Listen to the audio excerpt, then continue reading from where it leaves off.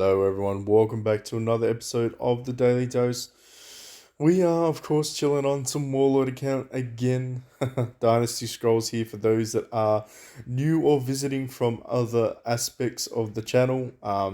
Welcome, of course, for those that are guests in general. Welcome, of course, as well. Make sure you are up to date on the newest features of the game. We did some lengthy videos prior to this. We're going to be breaking down all the aspects, of course. We covered stargazing and transformation yesterday. Some things I would like to point out. So in stargazing, the pucks. So I'm going to call them little tokens, pucks, whatever you want to describe them as, emblems. Basically, they are a single use only item. So if you're going to be investing in the legendary ones, it's probably going to be dictated by what epic ones that you've acquired through the stargazing little portal. But when you know, of course, you're going to be able to purchase those ones in a selection chest. It's more of a whaler. I wouldn't say whaler territory. You can get it for charms, right? So I bought them from charm shards in the chest, and that's fine. Like at the end of the day, I know what I'm doing with my charm shards. It's going to look different to you though, because eventually you probably should be saving towards getting a legendary transformation avatar. From the transformation event, I'm going to go down a different path in order to get mine, but for most people, they're probably not going to be buying stargazing items here. I had heard that apparently these will become available, these little pucks will become available in the shop. I'm not sure if it's going to be the wish shop or if it's just going to be some events, so we'll have to check that out as it comes along. In terms of the stargazing house, you can actually buy 10 of the common ones per day for 31.5k Legion contribution. You should be able to get 31k every day anyway, so make sure you're in an active alliance. It's fairly easy to get the currency. Just do your dailies, do your contributions, do your battles, do your stargazing battles as well. Basically, just participate. You should be able to buy 10 commons every day or every second day for sure. And then you can do the pulls. In terms of epic drop rate, it's only 3%. So just remember, it's pretty low, but you're going to need to do it anyway because they are single use items, as I just said. In terms of today's video, we're going to cover the Celebrate Festival. We're going to talk about the Blue Sword. And then I think that's pretty much it. There's nothing else to discuss just yet. This is more of an event overview kind of video. But I do wanted to clarify a little bit about the stargazing. So if you haven't already, hit that like, subscribe, follow, and notification button. All the things in between, including some sharing if you're into that kind of thing. Make sure you do so. Stay tuned. We do cover quite a lot of topics on this channel, and we will be delving into some of the newer aspects of the game after the update. In terms of the Blue Blade, it is a legendary divine weapon. Basically, it's one of 5 that is available now. And arguably, it's probably one of the better ones out there. In terms of raw damage, I'd probably scale this at either second or first position after the Serpent Halberd, just because of its aspects, but I still think Serpent is better in certain circumstances for certain character types. If you haven't already checked out any of my other long-ass legendary weapons exposed video, have a look at that if you're new or beginning and you're curious about what weapons to invest in from the epic all the way through to the legendary variety. In terms of the event itself, it is one of the worst designed ones out of them. Basically, it's a bit of a random RNG gotcha. Trying to pursue these drumsticks and, of course, the veggies is just like, why bother? Honestly, in a lot of ways, it's not even worth putting too much effort or thought into. You just go do your dailies and hopefully you land a drumstick. If you don't, it's fine. If you do, yay you. These reset each day. And essentially, it just follows on to the missions. So the missions are guaranteed, which I think is ironic because they're the most expensive ones out of them. Basically, you need to do premium recruitment. If you've saved up like between 80 to 100 or 50 to 100, then of course you're going to be able to do this. I would recommend, if you are, it's more enticing if you're a newer or an earlier player than if you're an older one. Because we basically have everything covered for premium recruitment anyway. I try to save my rebates for when they do things like weapon shards or hero shards. They do come around every month or so. You do get premium recruitment rebate mini features. It'd be cool if they did one for the Fire Kitty. I'd be very down for that, or the Karkanen even. So I'm saving these up. The same with the Legendary Treasury rebates. Kind of save those up as well. But it's up to you. Use discretion. Figure out whether or not this is the best fit. Of course, we're going to talk a little bit about what the drumsticks do in a second, but basically this is the same thing. It's just your team battle. So if you do one every day, you do your maximum team battles every day, I should say, you'll be on point to get some free drumsticks like that. In terms of the goodies exchange, this is where it gets a little bit more interesting. This is your normal feature. As you can see, I've started to purchase some of the other ones already. I started buying out these ones. I'm just going to get as many shards as I can for Zuja's crossbow and, of course, the twin sabers. This is not a bad event for those that are new to the game. 1 to 2 months old, you're still going to be making a lot of progress by participating in getting this. That's why I said gauge the missions at your own discretion, because you need drumsticks to do it. But in terms of anything else, I would recommend purely doing it and investing in beast scrolls. Are they scrolls? Pills, sorry, beast pills. Reason being is you're going to need a bucket load of these later on. You cannot have enough of these bloody pills.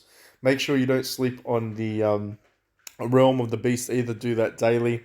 In terms of your little carrot salads, of course, I would probably recommend either focusing on the forge stones for your weapons or your training pills, depending on what meridian level you're at. They're basically two of the most commonly used in a large amount of quantity is going to be your weapon forge stones and your training pills. The other two are dependent on what situation you're at. If you don't have a lot of them, maybe look at topping them up. I honestly don't know why I have 13k refining stones. I do try to maximize the relics every single day, but yeah, I seem to have a lot of those. In terms of limited discount, this is where it kind of gets a little bit interesting. I would say this and preface this as it is becoming exceedingly hard to accumulate enough gold for all the events that are now appearing. I think that's a bit sus. It's a bit sus that they're not giving us gold. I feel like they need to expand their avenue of allowing us to generate better revenue, because Siege is an absolute fucking joke. In terms of being able to get secured gold each day. It's an absolute shit show, not even worth talking about outside of they really need to fix that shit up. But in terms of this, Blue Blade Shard, this is kind of where it's at within the game. This is going to kind of be the defining factor of the Lubu meta. So Lubu essentially is going to be released in a month's time, so you need to save 11k gold purely for the fact that he's going to be released in the Celebrate Festival. Then you're going to need to save 12k gold because he's going to be released in the Limited Heroes shortly after that, about 2 weeks after that. If you're starting to talk about strategy, I would seriously start considering limiting your gold expenditure each day in order to be able to maximize what to get. Buy like 12 pills, buy 12 stamina pills, buy whatever stamina pills you want. Keep it to a budget. If you want to spend a K gold on stamina every day because you can get 2k back normally, do that. I would probably start budgeting because it's going to get exceedingly expensive later on. For those that don't spend money, that is. Now, in terms of this, it's a very interesting sword. So when your rage is full, i.e. 4 or greater, attacks still physical damage and an extra bonus damage to equal to target's max HP to enemy heroes in a column. So it's pretty much like Way Nation hits two enemies, right? Can't exceed 600% of own attack, which is fine. When rage is below, into defense mode, gaining 25 defense and damage reduction for 1 round. Now, I don't know if the damage reduction is technically the 2 that you attacked. I'm assuming it's the 2 that you attacked in your column, but if it's just you in general as an all-round buff damage reduction, including the 25%, then that's still great. Like, ultimately, defense is mitigatable. Damage reduction is good as a defense it is a defense mechanism, basically, because the targets are hitting you for less anyway. Of course, it's only going to be for those in the column. I assume that's how it's going to work. It'd be nice to test this out. I will be buying it because Lubu is probably the best one to use this on. But in terms of other heroes, Marchow would be up there. Anyone in the Shu Nation that can have greater than 4 rage every round, or has the ability to be buffed into 4 rage every round, is probably going to be quite lethal with this weapon. I like it. I like it a lot. Definitely worth the investment. So we're going to be working towards getting that 11k gold. And then, of course, then we're going to have to save another 11k for when Lubu arrives and yada, yada, yada. It's like a never-ending wheel of saving gold in this game. But in terms of this legendary, I'd probably like to point out that you can now get the Serpent Halberd, which is cool. Eventually, the Moon Fan will appear in chests like this down the track. If you don't already know, you can get them from the Wishing Shop, though. They're limited per day, but you can still, of course, maximize that progress there. 5k gold for 25 shards isn't a terrible idea. But again, like I keep saying, you're probably going to find yourself wanting to save the gold than spend the gold. Of course, there are some mega dudes out there that have been saving for a very, very long time, so that's good for you. But for everybody else that likes to play the game continually, unfortunately, that's probably not us. But then again, I did waste 15k on transformations. Anyway, we won't talk about that. But in terms of this, shards, this is where it gets dicey, all right? I don't like this event because it's not free-to-play friendly at all in terms of the capacity of actually making true advancements. When we talk about true advancements, you're still gonna need 45 shards to make the blue blade. In order to get 45 shards, you're gonna need 90 LambSteaks. LambSteaks can only be purchased through this package here. Basically, if you're in Australia, it's going to cost you about $120. Give or take. It's, it's still, around 120 bucks. It's quite expensive. So you'd have to factor this into your own currency and whatever your exchange rates are. But it's pretty expensive for an Australian to buy out the rest of this. I would strongly recommend everybody, though, to wait for God's blessing to appear because you can generally get better value for money in terms of raw ingredients. And of course, factor that into your equations. But it is quite expensive just to be able to build this guy day one. Lubu is going to be in the same boat. So if you're thinking about building Lubu or the Divine Blade or the Blue Blade, I would probably focus on Lubu because he's probably going to be the one for me anyway. Of course, you don't have to build him if you're not building Warlord Nation. It probably doesn't apply to you. You're going to probably try and focus on Chow Chow when he appears. Of course, you do you. But it is a very, very expensive event and not necessarily free-to-play orientated. But in the gift shops, as I did mention before, you can get all of the new weapons, which is pretty cool. Eventually, it'll appear here too as well. So, don't freak out too much if you can't just make it all today or whenever the event ends. If you can't afford it, buy as many shards as you can, then just focus on the next event and then the next event and the next event. But yes, you can buy a lot of stuff here on the daily with your stones. So I guess that's a silver lining to everything, that you can actually maximize stuff there. But in general, I would say the Celebrate Festival is not a great festival. I'd say it's very average, a little bit of a filler event.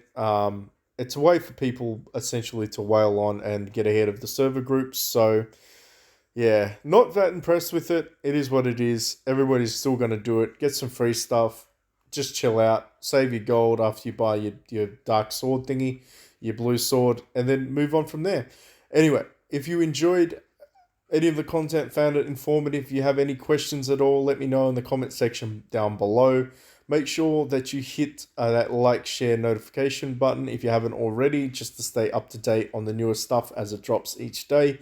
And of course, if you want to join our Discord, there will be a link in the description box below. Thanks for watching, and I'll catch you in the next one.